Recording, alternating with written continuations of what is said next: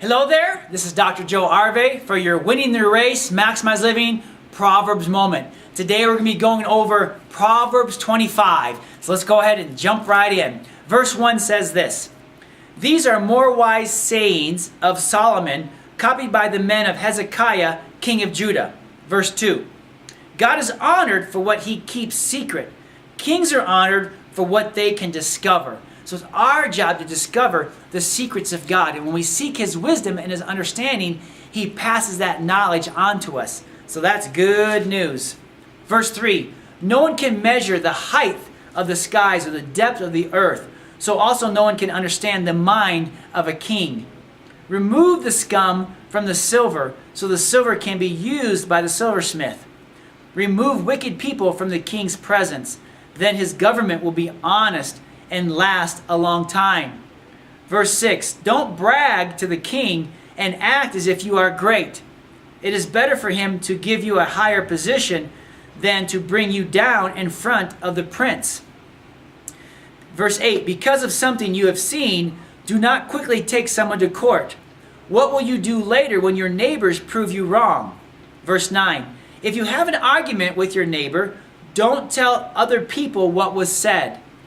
Whoever hears might shame you, and you might not ever be respected again." Again, these are true words. These are good words of wisdom. Verse 11, "The right word spoken at the right time is as beautiful as gold apples in a silver bowl. A wise warning to someone who will listen is as valuable as gold earrings or fine gold jewelry." Verse 13 says, "Trustworthy messengers refresh those who send them, like the coolness of snow in the summertime."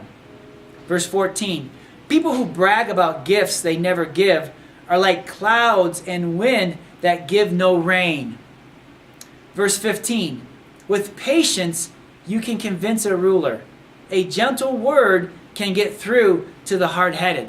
So again, is forcing your way to a situation going to make things easier for you? No. It says here that patience, kindness, gentle words, being trustworthy, that's the way to meet and serve before kings. Verse 16 says, "If you find honey, don't eat too much or it'll make you throw up. Don't go to your neighbor's house too often. Too much of you will make him hate you." Verse 18, "When you lie about your neighbors, it hurts them as much as a club, a sword, or a sharp arrow." Again, words can hurt. Verse 19, "Trusting unfaithful people when you are in trouble is like eating with a broken tooth or walking with a crippled foot. That just hurts. That's just never a good idea." Verse 20, "Singing songs to someone who is sad is like taking away his coat on a cold day, or pouring vinegar on soda." So again, don't do it. Verse 21, "If your enemy is hungry, feed him. If he is thirsty, give him a drink. Doing this will be like pouring burning coals on his head, and the Lord will reward you."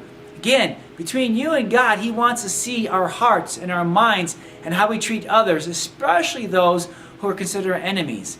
It says it's easy to treat those who are kind to us, but God wants to see how we treat those who aren't kind to us. Verse 23 says, "As the north wind brings rain, telling gossip brings angry looks. It is better to live in a corner of the roof than inside the house with a quarreling wife."